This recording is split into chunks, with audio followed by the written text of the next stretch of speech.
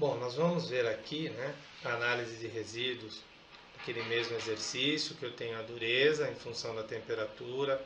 A dureza seria a minha variável y, a temperatura o x.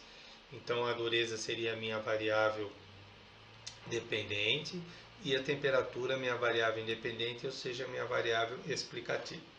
O que eu tenho aqui? Por exemplo, eu tenho os primeiros valores de predição, são os valores previstos. Então eu tenho uma equação, né, que é uma reta, cujo o coeficiente seria 364,18 menos 1,032t. Se eu jogar o valor da temperatura 220, eu não vou obter na equação 137, eu vou obter 137,14. Então a diferença entre os dois valores é o meu resíduo, é a diferença entre meu ponto, valor pontual, e o meu valor previsto. Então aqui o resíduo, 0,14. Fora isso, né, o Action ele dá os valores de pontos outliers e pontos influentes. Vamos ver primeiro a questão dos resíduos. Então eu tenho resíduo padronizado vezes valores ajustados, né? Seriam os extremos mais ou menos 3. Então eu tenho aqui, né, mais ou menos 3, olha aqui. E os resíduos estudantizados, que é baseado na distribuição T, também mais ou menos 3. Eles dão, gente, praticamente a mesma informação, é muito próximo. Porque eu não tenho aqui nenhum ponto, nenhum outlier em Y fora, né? Está sempre do limite mais ou menos 3. É importante falar, né, que os resíduos padronizados, os valores ajustados, eles vão te informar sobre a homocedasticidade, ou seja, se as variâncias são iguais, né? E aí eu tenho um teste, né, que ele faz, nós vamos ver aqui, que é o teste, por exemplo, de homocedasticidade, que é o de Pagan, né? Às vezes ele faz o de Pagan e o de Goldfeld, né? Dependendo da amostra, mas às vezes ele te dá os dois.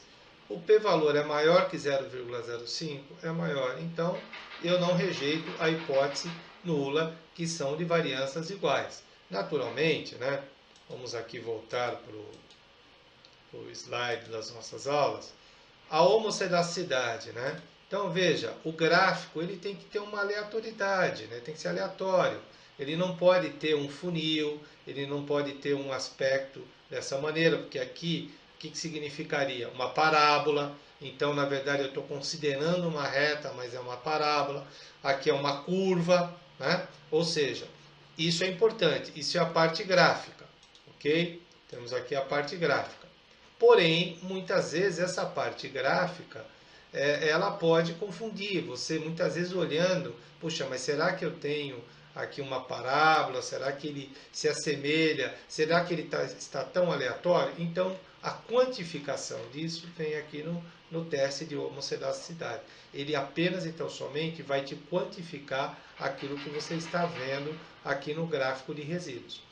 Um outro fator importante que ele dá são os outliers, né? Os outliers em X, né? Que é o número de leveragem, né? Então aqui você tem, qual é o limite superior? 0,2. Ele dá esse limite aqui, ó. Se nós voltarmos aqui em cima, né? Nós vamos ver que ele dá esse limite, ó, leveragem. O que ele fala? 2 vezes P mais 1 sobre N. P mais 1, né? O software considera como um número total de elementos.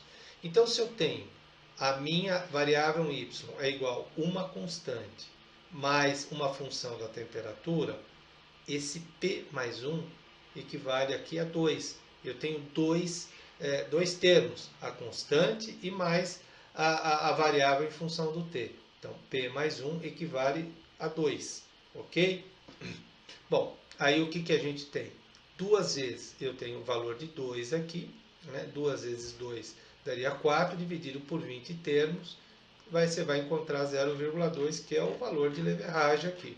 Então, a gente tem, né, o valor de leveragem, que é o ponto, o limite superior. E fora isso, né, ele vai te dar algumas outras informações, que são os pontos influentes. São aqueles pontos em que, se eu retirar esse ponto da minha análise, ele vai ter influência no resultado. Então aqui ele te dá os limites, vocês podem ver que exceto aqui o ponto 19, você pode, na distância de Cook, né, que ele fala que se você retirar esse ponto e depois fizer o cálculo novamente, como que vai se comportar a minha análise, né? Então aqui ele te dá os pontos influentes em X,